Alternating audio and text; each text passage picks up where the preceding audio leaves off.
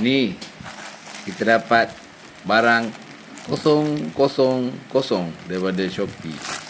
Dia bagi free. Mungkin dia suruh try kot. Mari kita tengok apa benda ada. Tapi ni kain tudung ni. Jom kita buka paket dia.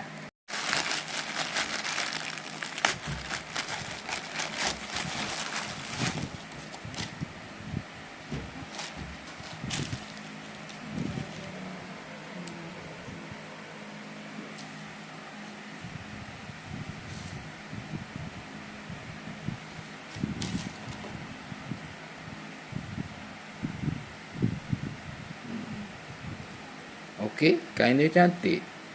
Nanti kita letakkan link untuk siapa-siapa yang minat.